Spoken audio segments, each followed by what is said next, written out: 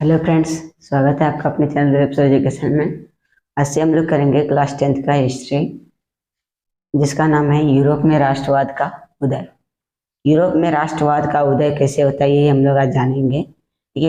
Europe एक महाद्वीप है जिसमें राष्ट्रवाद राष्ट्रवाद होता है। अपने देश के प्रति अटूट प्रेम को राष्ट्रवाद कहते हैं, अर्थात देश के प्रति मर मिटने की भावना को राष्ट्रवाद कहते हैं। इसमें एक फ्रेडरिक शर्यू नामक व्यक्ति है। इसने 1848 ईस्वी में 4 चित्रों की श्रृंखला बनाई थी। देखिए, यही 4 चित्रों की श्रृंखला इसने बनाई थी। कब? तो आपके बुक में दिया गया है, ये 4 चित्रों की श्रृंखला इसने जो बनाई थी ये 1848 ईस्वी में बनाया गया था। ठीक, आज इसमें कि ये चित्र आपके बुक में दिया गया है। देखिए, यही चित्र है और यहाँ देखिए, ये एक स्वतंत्रता देवी की मूर्ति है। यह हाथ में मशाल लिए खड़ी है और इसके अलग अलग जो कंट्री के लोग हैं, ये लोग यहाँ वंदना कर रहे हैं कि हमें स्वतंत्र कीजिए, स्वतंत्र कीजिए। यहाँ देखिए, अमेरिका और स्विट्जरलैंड के जो लोग हैं वो दोनों आगे निकल चुके हैं, अर्थात ये दोनों देश जो है ये राष्ट्र राज्य बन चुके हैं।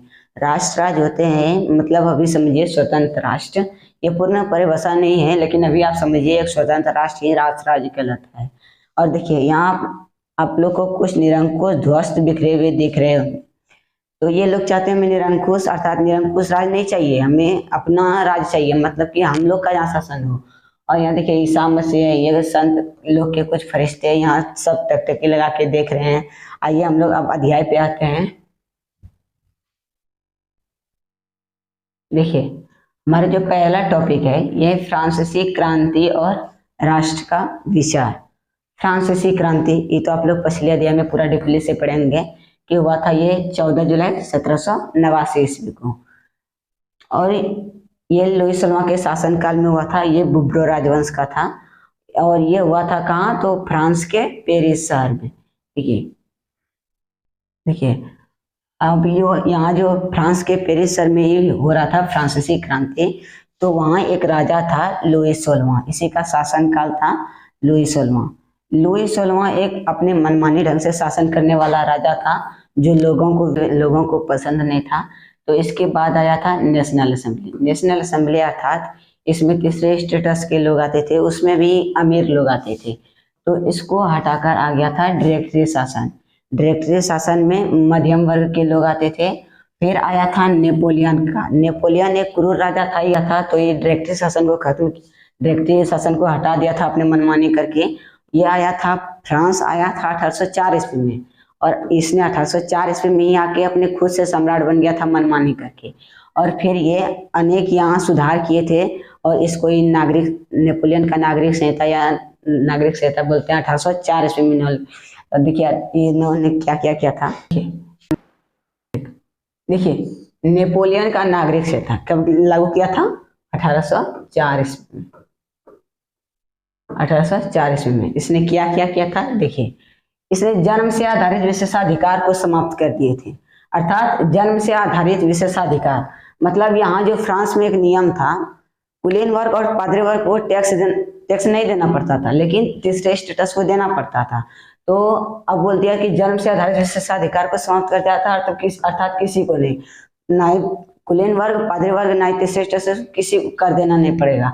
और दूसरा है, इसने कानून के सामने समानता अर्थात कानून सबके लिए समान, कानून सबके नजर में समान है। और तथा संपत्ति के अधिकार को सुरक्षित बनाया गया था। संपत्ति के अधिकार को सुरक्षित। दूसरा है यानी तीसरा आता आंतरिक यातायात निर्यात शुल्क समाप्त कर दिया था।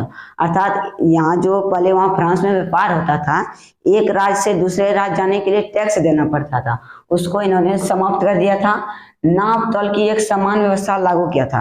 अर्थात जैसे आप अभी भारत में समझिए, फ्रांस में ये हो रहा है, भारत में समझिए अगर आप यहाँ से मान लीजिए अभी किसी वस्तु का यहाँ वेट है आधा केजी, तो ये बिहार जाते जाते 1 केजी हो जाता था, और यही अब समाप्त कर दिया था। अर्थात फ्रांस में ये हुआ, अभी हम एग्जाम्पल दिए भारत का।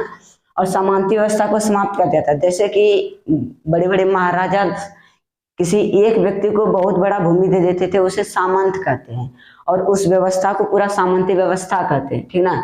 उसको समाप्त कर दिया था। किसानों को भूदास्त और शुल्क मुक्त कराया गया।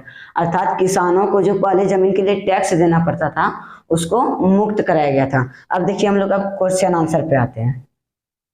देखिए पहला नंबर क्वेश्चन है, फ्रेडरिक सयू ने कब 4 चित्रों की श्रृंखला बनाई थी?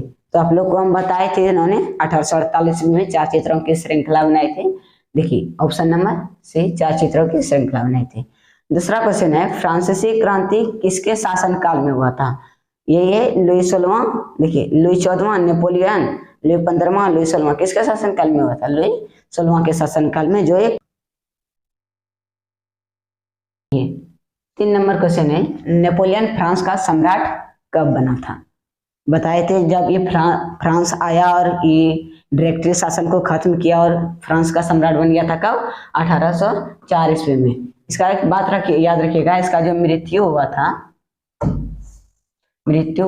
1821 ईस्वी में, सेंट हेलेना द्वीप पर। ठीक, अगला क्वेश्चन है, नेपोलियन ने नागरिक संहिता कब लागू किया था? ये तो आप लोग बताए अभी तुरंत 1804 ईस्वी में। अगला क्वेश्चन है, फ्रांसीसी क्रांति कब शुरू हुआ था? देखिए 13 अप्रैल 1919, ये तो अगला अध्याय में आपको मिलेगा, जलियांवाला बाग हत्याकांड इसमें हुआ था।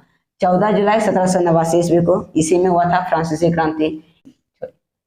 अगला है, फ्रांसीसी क्रांति किस शहर में शुरू हुआ था? बताए थे फ्रांस के पेरिस शहर से, तो इसमें है पेरिस शहर, तो अर्थात फ्रांस के पेरिस शहर, ये नंबर हो जाएगा। अगला क्वेश्चन है, नेपोलियन संहिता द्वारा इनमें से कौन सा बदलाव नहीं किया गया था? ठीक है, क्या क्या किया था? सामंती व्यवस्था को खत्म किया था, आंतरिक यातायात निःशुल्क को समाप्त कर दिया था, नाव तोल की व्यवस्था को भी लागू किया था, इसने राजनीतिक एवं स्वतंत्रता का अधिकार नहीं दिया गया था, अर्थात इसका हो जाएगा डी नंबर।